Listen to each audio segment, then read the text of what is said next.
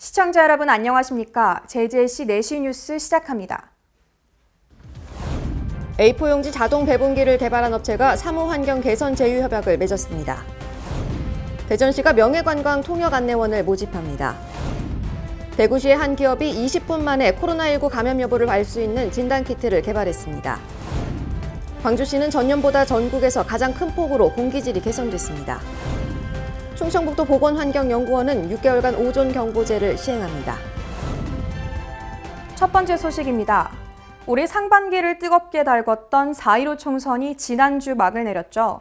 66.2%라는 투표율로 2000년대 치러진 총선 중 최고치를 기록했습니다. 그에 따른 결과도 매우 극명히 갈렸는데요. 수도권 주요 지역은 모두 더불어민주당의 압승이었고 지역구 의석수 또한 더불어민주당 163석, 미래통합당 84석으로 큰 차이를 보였습니다. 이를 두고 혹자는 야당의 참패다 혹은 정당한 국민의 심판이다라는 의견을 내놓고 있는데 언론사들은 어떤 반응일지 살펴봤습니다. 먼저 보수 성향의 언론사들은 이를 괴멸 수준의 참패라고 일컬으며 여당의 무소불위 독주가 가능해졌다고 표현했습니다. 정권 독주를 견제해야 할 야당은 이제 국회법상으로는 없는 것과 마찬가지라며 민주화 이후 이런 권력은 없었다고 평가했는데요.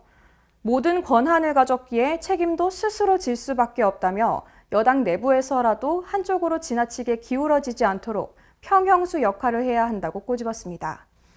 또한 미래통합당의 부진에 대해서는 야당의 구태에 대한 심판이라며 정책 대안 없이 정부 여당 반대에만 매달리는 낡고 편협한 사고의 틀을 벗어나지 못한 결과라고 비판했습니다.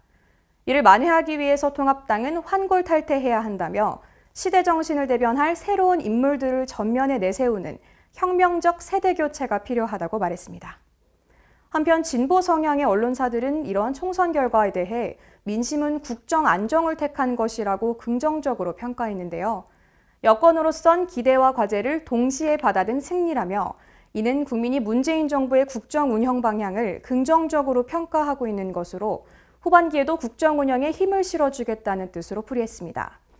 또한 문재인 정부 후반기에도 레임덕을 크게 걱정하지 않고 핵심 정책을 추진할 수 있다며 지난해 말 입법한 공수처 설치를 비롯한 검찰개혁도 좀 더 속도감 있게 추진하라는 게 선거에 담긴 민심이라고 평가했습니다. 미래통합당에 대해선 선거 결과에 대한 냉정한 평가를 바탕으로 혁신해야 한다며 시민적 상식에 턱없이 모자라는 낡은 인식과 퇴행적 행태가 유권자들의 냉정한 심판으로 이어진 것임을 꼬집었습니다. 하지만 실패해서 교훈을 얻고 시민적 상식을 갖춘 건전한 보수로 거듭난다면 유권자들도 다시 지지를 보낼 것이라는 의견도 더했는데요. 거대 여당이 앞장서 사회적 합의를 이끌어내며 협치의 정신으로 야당과 대화하며 국정을 운영해 나가야 한다고 강조했습니다. 이렇게 총선 결과에 따른 세부적인 평가는 아니지만 거대 양당이 힘을 합쳐 21대 국회를 만들어 나가야 한다는 의견엔 이견이 없습니다. 아직은 코로나19 종식과 침체된 경제 회복이라는 거대 과제가 남아있는 만큼 여야가 힘을 합쳐 국난을 극복해야 합니다. 다음 소식입니다. 총선 다음 날인 4월 16일부터 온라인 개학이 본격적으로 시행됐습니다. 계속되던 개학 연기에 이어 지난주에 중3과 고3이 온라인 개학의 문을 열었고 이어 초등 고학년과 중학생 전학년이 개학한 건데요. 학생 수는 312만 7천여 명으로 앞서 지난 9일 1차로 개학한 중3과 고3까지 포함하면 400만 명에 달합니다. 이제 관건은 학습 플랫폼의 정상 작동 여부인데 이에 관해 각 언론사의 의견이 분분합니다. 먼저 보수 성향의 A일보는 벌써 4번째 접속 장애가 발생하고 있다며 예정보다 38일 늦게 개학을 했는데도 이런 혼란이 빚어진 것은 교육부와 일선 학교의 안일함과 준비 부족 때문이라고 말했습니다. 전면적인 온라인 등교가 시행됨에 따라 초반에 시행착오를 끝내고 원격 수업을 안정화해야 한다며 수업의 질을 끌어올리고 지역 간 계층 간 교육 격차를 해소하는 일이 가장 중요하다고 지적했습니다. 또한 소외계층이 수업을 듣지 못해 정서적으로 결핍되는 일이 없도록 배려해야 한다며 공정한 평가 기준과 방법을 서둘러 제시해야 한다고 말했습니다. 반면 진보 성향의 B일보는 실시간 온라인 수업이 의외에 활기를 띠었다고도 전했는데요. 아직은 학기 초반이기에 아이들과 학부모가 시행착오로 인한 유쾌한 상황에 웃음을 터뜨렸다고 말했습니다. 하지만 이는 어디까지나 일화일 뿐 콘텐츠 내려받기나 접속 오류에 대한 사항들은 조속히 해결해야 한다고 강조했는데요. 신속하게 대응책을 마련해 부작용을 줄여야 한다며 개선 속도를 강조했습니다. 또한 C일보는 그래도 우리가 사상 초유의 온라인 계약을 엄두라도 내는 것은 통신기술의 눈부신 발전 덕분이라고 말했습니다. 물론 발전의 성과인 유비쿼터스의 어두운 뒷면엔 사회의 정보 격차가 있지만 철저한 준비와 대응으로 이를 극복해야 한다고 주장했습니다. 유은혜 부총리가 온라인 계약을 두고 아무도 가보지 않은 길, 새로운 도전이라고 말했듯이 새로운 도전 과제로서의 의미가 충분히 있다고 평가했습니다. 이처럼 아직 해결해야 할 것들이 많이 남은 온라인 계약이지만 이른 시일 안에 이를 보완함으로써 우리는 아이들에게 더욱더 양질의 그리고 더욱더 평등한 학습 기회를 제공해야겠습니다. 국민이 물으면 정부가 답하는 국민청원. 국정 현안과 관련해 누구나 청원을 제기하고 국민 다수의 목소리를 모을 수 있는데요. 20만 명 이상의 동의를 받으면 정부와 청와대 관계자들의 답변을 받게 됩니다. 오늘 소개해드릴 내용은 민식이법을 개정해달라는 청원입니다. 2019년 어린이 보호구역에서 교통사고로 사망한 김민식 군의 사고 이후 발의된 민식이법. 지난해 12월 국회를 통과해 2020년 3월 25일부터 시행되고 있습니다. 어린이 보호구역 내에서의 교통사고를 막기 위한 취지로 도로교통법 개정안과 특정범죄 가중처벌법 등에 대한 법률 개정안으로 이루어져 있습니다. 하지만 일각에서는 이중 특정범죄 가중처벌법 개정안에 대해 조속한 개정을 원하고 있습니다. 민식이 특가법에 의한 운전자의 처벌은 강도가 과하다는 까닭입니다. 조금이라도 운전자의 과실이 있으면 최소 징역 1년에서 무기징역까지 선고를 받을 수 있는데요. 이는 윤창호법에 의한 음주운전 사망사고 가해자와 형량이 같습니다. 이런 중대 고의성 범죄와 순수 과실 범죄가 같은 선상에서 처벌 형량을 받는다는 것은 헌법에서 보장하는 형별 간의 비례성 원칙에 어긋난다는 것이죠. 또한 어린이 보호구역 내 어린이 사고의 경우 제한 속도 30km 이하를 지키더라도 사고가 나면 전적으로 운전자에게 책임을 묻는데요.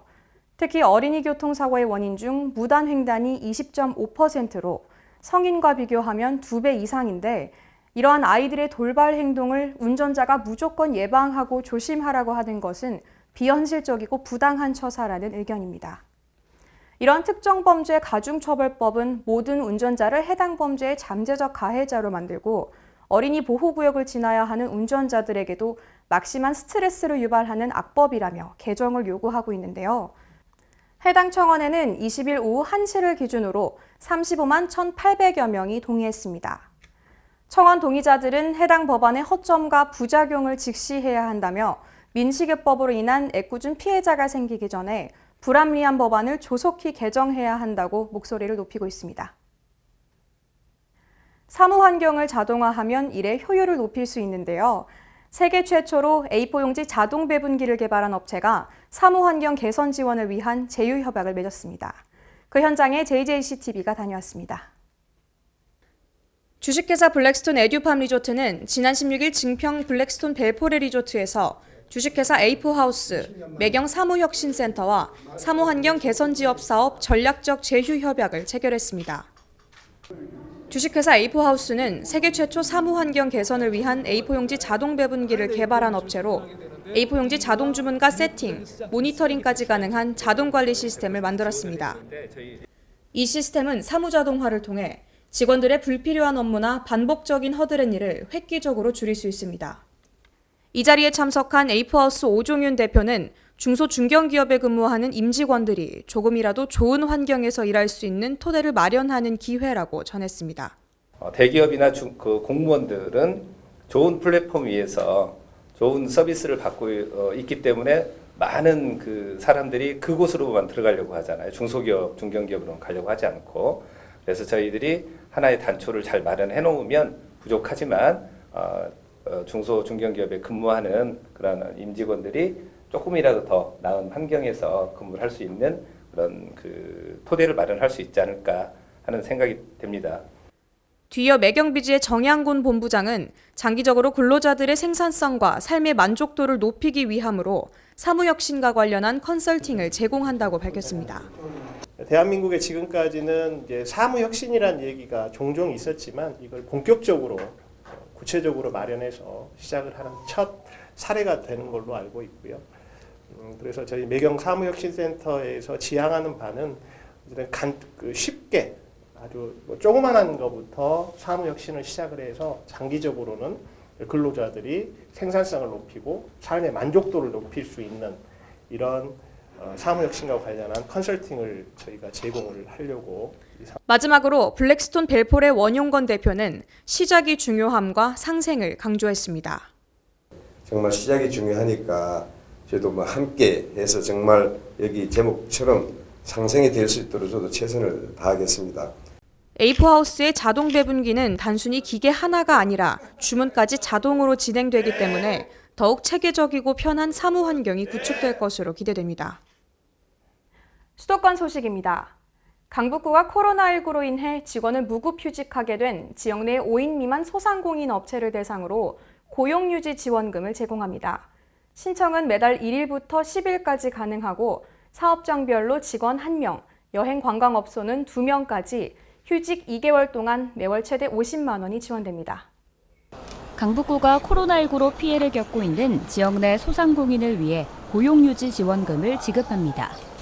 고용유지 지원금은 무급휴직이 불가피한 5인 미만 영세 사업장을 대상으로 운영되며 1인 자영업자나 유흥주점, 사행업종 등은 제외됩니다. 지원금을 신청하면 관광여행업소는 직원 2명, 그 외 업체는 1명에 한해 무급휴직 2개월 동안 하루 2만 5천 원씩 한 달에 최대 50만 원을 수령할 수 있습니다. 자격 요건은 2가지로 2월 23일 이후 5일 이상 무급휴직자 가운데 신청 사업장에 가입된 고용보험 피보험자 요건을 갖춰야 합니다. 신청은 사업주나 무급휴직자 본인, 위임장을 첨부한 대리 접수 형태로 매달 1일부터 10일까지 진행됩니다. 신청서와 사업자 등록증, 관련 증명서 등 필요한 서류를 준비해 이메일이나 팩스, 등기 우편으로 접수하면 됩니다. 관련 서식은 강북구청 홈페이지의 새 소식 코너에서 내려받아 작성하면 되고 강북구 희망 일자리 플랫폼으로 문의하면 보다 자세한 내용을 안내받을 수 있습니다. 최근 배달앱 증가 등의 이유로 매년 수만 건에 달하는 이륜차 사고가 발생하고 있습니다. 이에 따라 이륜차 관련법이 개정됐는데요. 마포구는 안전한 배달 문화의 정착을 위해 이 개정된 관련법에 대해 안내하고 있습니다. 안전한 이륜차 운행을 위해 관련법이 개정됐습니다. 퀵서비스나 배달업체 등 사업주들은 배달업 종사자에게 안전보건 조치 및 교육을 의무적으로 해야 합니다.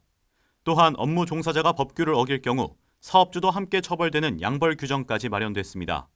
최근 3년간 이륜차 사고 현황을 보면 1년 평균 3만 5천여 건의 사고로 3만 6천여 명이 다치고 800명이 넘는 사망자가 나왔습니다. 이처럼 이륜차 사고 피해는 점점 심각해지는 수준이지만 그동안 이륜차의 법규 위반 단속에 많은 어려움을 겪어왔습니다. 마포구는 이와 같은 이륜차 사고 예방 관련법 개정 안내와 함께 앞으로 안전한 배달 문화 정착을 위해 관리를 강화해 나갈 예정입니다. 의왕시가 아동이 살기 좋은 도시 구축을 위해 관내 아동 친화 도시 조성을 위한 연구용역 착수보고회를 개최했습니다. 지난 9일 의왕시청 소회의실에서 아동 친화 도시 조성을 위한 연구용역 착수보고회가 열렸습니다. 이날 보고회에는 김상돈 의왕시장과 차정숙 부시장을 비롯해 아동 친화 도시 추진위원회 위원, 아동 권리 옹호관 등 20여 명이 참석했습니다. 2년 동안 업무를 진행할 위원들의 위촉식을 하고 용역업체 모티브엔이 7개월간 진행할 연구 수행 계획을 보고했습니다. 보고의 주요 내용으로는 오는 4월 말부터 3개월간 시의 아동 권리 현황에 대한 실태를 조사한 후 7월부터 시민의 의견 수렴을 위한 시민 참여 토론회를 열고 그 결과를 분석 반영해 아동 친화 도시 조성 전략을 수립한다는 내용입니다. 김상돈 의왕시장은 이번 연구 용역은 의왕시 아동 권리 실태를 파악하고 아이들의 목소리를 정책에 반영할 수 있는 좋은 기회라면서 아동이 살기 좋은 도시를 구축하기 위해 노력하겠다고 소감을 전했습니다. 광역시 소식입니다. 글로벌 도시로 발돋움하기 위해 통역안내원은 꼭 필요한 존재죠. 대전시가 명예관광 통역안내원을 모집합니다. 대전시가 축제와 각종 행사에 자원봉사자로 근무할 명예관광 통역안내원을 4월 27일부터 29일까지 모집합니다. 신청 자격은 대전시에 거주하는 20세 이상으로 영어, 중국어, 일어, 스페인어 등 외국어에 능통하며 실제 통역 활동이 가능하면 되고 모집 인원은 60명입니다. 신청은 대전시청 홈페이지에서 지원서를 내려받아 작성한 뒤 방문, 우편 또는 이메일로 접수하면 됩니다. 한편 이번에 선발된 명예관광 통역안내원은 관내 축제나 각종 행사에서 향후 3년간 통역 활동을 하게 되며 근무 시 중식비와 교통비 등 최소 실비가 지원됩니다. 코로나19 진단키트로 감염 여부를 확인하는 데는 상당한 시간이 걸리는데 대구시의 한 기업이 20분 만에 감염 여부를 알 수 있는 진단키트를 개발했습니다. 대구 성서공단에 위치한 주식회사 M모니터가 코로나19 감염 여부를 빠르면 20분 만에 진단하는 키트를 개발해 식약처 수출용 허가를 받았습니다. 기존 진단키트의 경우 진단은 20분 만에 가능하지만 샘플 채취를 포함한 전체 진단 과정에서 상당한 시간이 걸렸고 이번에 주식회사 M모니터가 개발한 키트는 이 진단 시간을 70에서 80% 이상 줄인 겁니다. 대구 경북 첨단의료산업진흥재단은 이번 진단키트의 개발을 돕기 위해 효소를 개발해 공급할 계획입니다. 매년 봄이면 우리를 괴롭게 하는 황사와 미세먼지. 올해는 공기질이 전년에 비해 많이 개선됐는데요. 광주시는 전국에서 가장 큰 폭으로 공기질이 개선됐습니다. 광주시가 지난해 12월부터 올해 3월까지 미세먼지 계절관리제를 시행한 결과 전국에서 가장 큰 폭으로 공기질이 개선된 것으로 나타났습니다. 미세먼지 계절관리제는 고농도 미세먼지가 빈번히 발생하는 계절에 선제적으로 평상시보다 강화된 저감 대책을 강구해 고농도 미세먼지 발생의 강도와 빈도를 낮추기 위해 마련됐습니다. 광주시는 미세먼지 계절 관리 기간에 행정공공기관 대상 차량 이부제, 집중관리도로 청소 강화 등 다양한 사업을 추진해온 결과 올해 광주 지역 초미세먼지 농도가 전년 평균 대비 33.3% 감소된 것으로 조사됐다고 밝혔습니다.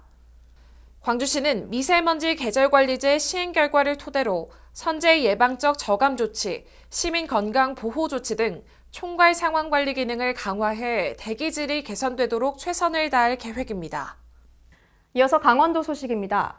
코로나19의 여파로 침체된 지역 경기를 살리기 위해 강릉페이의 캐시백 지급 한도가 상향됩니다. 강릉시에서 발행한 충전식 선불카드인 강릉페이의 캐시백 10% 지급 한도가 기존 월 30만 원에서 90만 원으로 상향 조정됩니다. 기간은 6월 말까지로 월 최고 90만 원 결제 시까지 10%의 캐시백을 지급하기로 했습니다. 강릉페이는 연말정산 시 30%의 소득공제가 되고 전통시장에서 구매할 경우 40% 소득공제가 가능합니다. 7월부터는 지급 한도와 캐시백의 적립률이 변동될 계획입니다. 사방댐을 지음으로써 산간 계곡의 홍수를 막을 수 있죠. 평창군은 5억 원의 예산을 투입해 2군데의 사방댐을 신설한다고 밝혔습니다. 평창군은 올해 상반기까지 대화면 개수리, 봉평면 창동리에 각각 한 군데씩 사방댐을 설치하고 상류부터의 토석 유출을 차단해 하류에 있는 농경지와 가옥 등 국민의 재산과 인명을 보호하는 데 최선을 다할 계획입니다. 특히 공정하고 투명한 설치를 위해 정선군과 공동으로 심의회를 운영하면서 전문적인 지식과 경험을 갖춘 사방전문위원회의 조언을 받아 주민 친화적이고 경제적인 사방댐을 설치할 예정입니다. 평창군 관계자는 해마다 반복되는 산간 계곡의 홍수로 수려한 자연이 훼손되는 일이 없도록 사방댐이 큰 역할을 해주길 기대한다고 말했습니다. 횡성군이 새롭게 개설된 도시계획도로 구간에 관목류를 심어 명품 가로수길을 조성합니다. 횡성 실내체육관에서 경찰서에 이르는 0.7km 구간에 횡성을 대표하는 느티나무와 관목류 등을 식재해 명품 가로수길을 조성합니다. 도시숲 조성사업 일환으로 추진되는 이번 사업은 가로경관 개선을 통해 도로의 순기능을 극대화하는 한편 미세먼지 저감에도 긍정적인 영향을 끼칠 것으로 전망되고 있는데요. 특히 많은 주민들이 이용하고 있는 생활권 산책로가 접해 있어 횡성군의 새로운 그린 네트워크가 될 것으로 기대되고 있습니다. 한편 횡성군은 지난 2015년부터 어사매로와 문화체육로, 섬광로 등의 복층형 가로숲을 조성해 왔으며 이번 명품 가로숲길 조성 사업이 어사매로 명품 가로숲 조성 사업과 연계돼 시너지를 낼 것으로 내다보고 있습니다. 충청도 소식입니다. 오는 10월까지 대기 중 오존 농도가 높아지는데요. 충청북도 보건환경연구원은 10월 15일까지 6개월간 오존 경보제를 시행한다고 밝혔습니다. 오존 경보제는 고농도의 오존에 노출될 경우 피해를 입을 수 있는 호흡기 질환을 가지고 있는 환자나 노약자, 어린이들에게 오존 농도가 높음을 알려 그 피해를 최소화하고 시민들의 자발적인 협조를 구하기 위해 도입된 제도입니다. 주의보, 경보, 중대경보 3단계로 발령되며 보건환경연구원 홈페이지에서 신청하면 문자 서비스를 무료로 제공받을 수 있습니다. 보령시는 꾸준히 다자녀 가정에 혜택을 주고 있는데요. 앞으로 혜택 대상도 확대된다고 합니다. 자세한 소식 전해드립니다. 보령시가 다자녀 가정 인센티브를 차질 없이 추진합니다. 이와 관련해 다자녀 가정 기준을 기존 3자녀에서 2자녀로 확대할 예정입니다. 주요 지원 내용은 문화체육시설 이용 할인, 연간 10만 원의 바우처 카드 지원, 월 8천 원의 상수도 사용료 감면 등입니다. 다음은 경상도 소식입니다. 양산 시립도서관이 시민들이 읽고 싶은 책을 안전하게 빌려볼 수 있도록 비대면 비접촉 워킹스루 방식으로 대출 방법을 개선했습니다.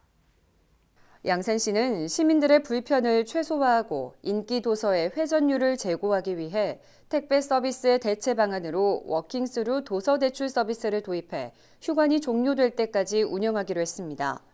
워킹스루 도서 대출 서비스는 도서관 누리집의 책나름 서비스를 통해 희망 도서를 예약하고 수령하고자 하는 월 1시간과 수령 희망 도서관을 설정하면 됩니다. 한편 임산부 장애인을 위한 무료 도서 택배 서비스인 도담 책날에는 변경 사항 없이 지속적으로 운영합니다. 포항시는 감염병 확산을 막을 뿐만 아니라 경제를 살리기 위해서도 꾸준히 노력하고 있습니다. 업무 협약을 통해 2차 전지 산업의 기반을 확충하며 미래 산업의 선도 도시로서의 입지를 굳건히 했습니다. 포항시는 6일 경북도와 함께 2차 전지 양극재용 수산화 리튬 제조업체인 주식회사 에코프로 이노베이션과 투자 양해각서를 체결했습니다. 주식회사 에코프로 이노베이션은 포항 영일만 4 일반 산업단지 내에 2020년부터 2021년까지 2년에 걸쳐 730억 원을 투자하고 2차 전지 배터리 양극재용 초고순도 수산화 리튬을 제조합니다. 이번 투자 기업에서 국내 전체 수요의 30% 조달을 목표로 하는 수산화 리튬은 기존 탄산 리튬에 비해 고출력으로 전기 자동차, 에너지 저장 장치, 첨단 전자기기 등에 폭넓게 활용됩니다. 이번 투자 양해각서 체결로 수산화 리튬의 국내 대량 생산 체제가 가능해지고 2차 전지 제조의 전 과정 국산화에 이바지합니다. 이와 함께 9일 포항시는 에코프로 CNG와 120억 원 규모의 투자 양해각서를 체결했습니다.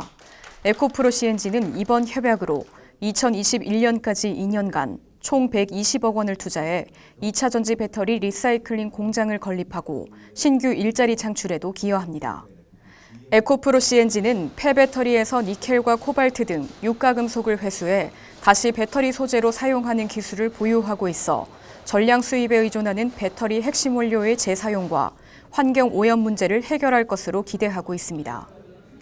한편 지난해 7월 영일만 산업단지와 포항 블루밸리 국가산업단지가 차세대 배터리 리사이클링 규제 자유 특구로 지정된 이후 포스코 케미칼과 GS건설, 에코프로 BM 및 GEM 등 배터리 빅3 기업과 배터리 강소 기업의 활발한 투자가 계속 이어지고 있습니다.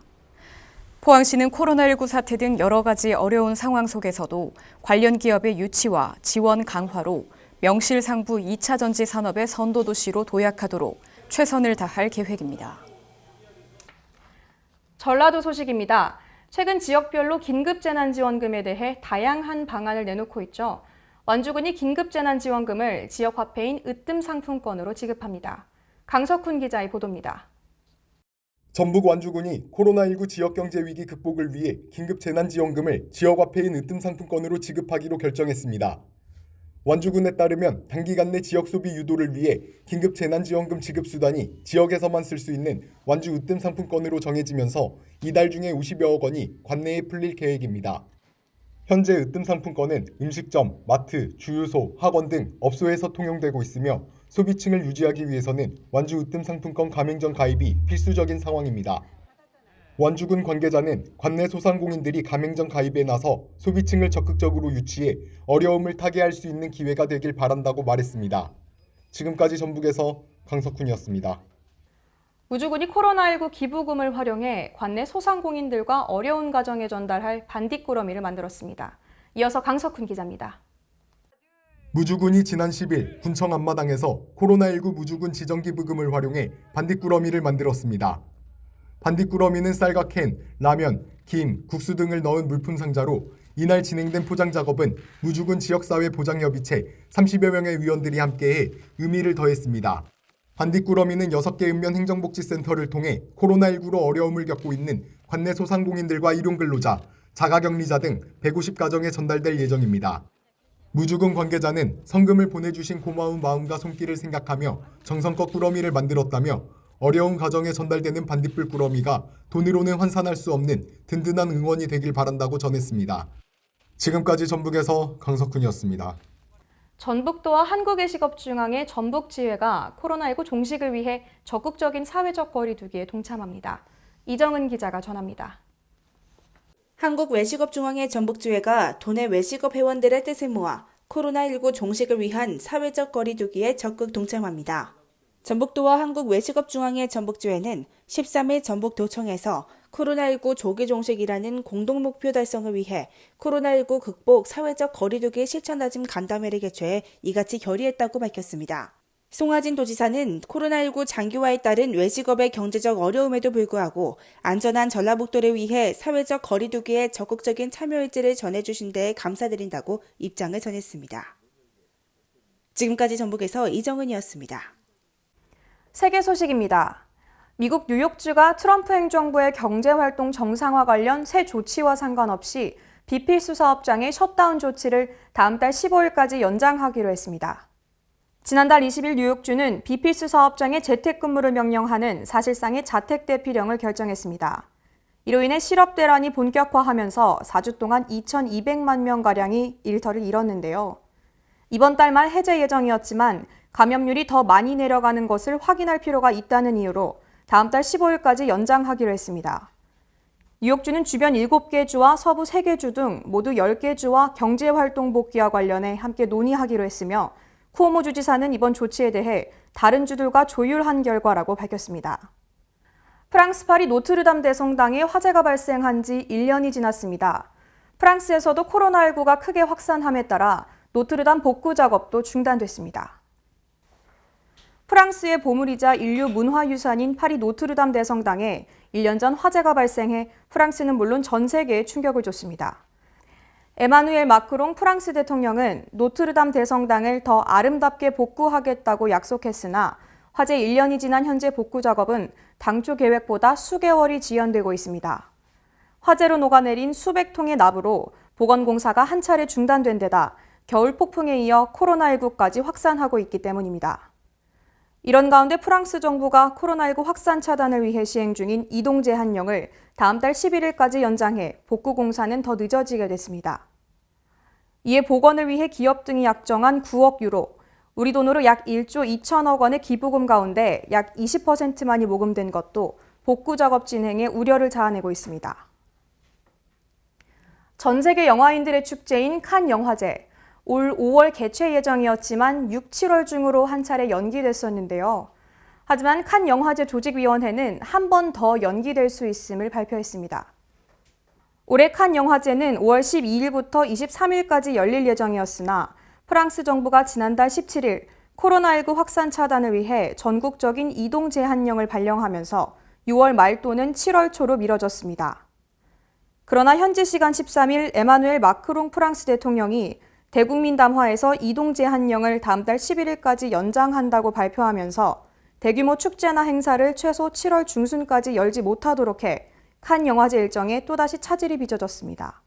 프랑스 칸 영화제 조직위원회는 현지 시간 14일 6월 말 7월 초 개최 방안도 불가능하게 됐다면서 올해 영화제가 본래의 형태대로 개최되기가 어렵다고 밝혔습니다.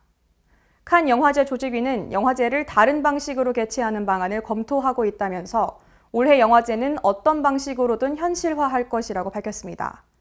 또 어떤 형태로 영화제를 열 것인지에 대해서는 논의를 거쳐 조만간 발표하기로 했습니다. 4월 초만 해도 100명을 웃돌던 코로나19 1일 확진자 수가 요 며칠 20명대, 낮게는 8명으로 확 줄었습니다. 정부의 지침에 따라 생활 방역을 철저히 하는 우리 국민들의 힘이 아닐까 싶은데요. 조금 답답하고 귀찮더라도 현장에서 고생하는 의료진을 생각하며 이번 한 주도 사회적 거리두기에 힘써주시기 바랍니다. 이상 4시 뉴스 마칩니다. 시청해주신 여러분 고맙습니다.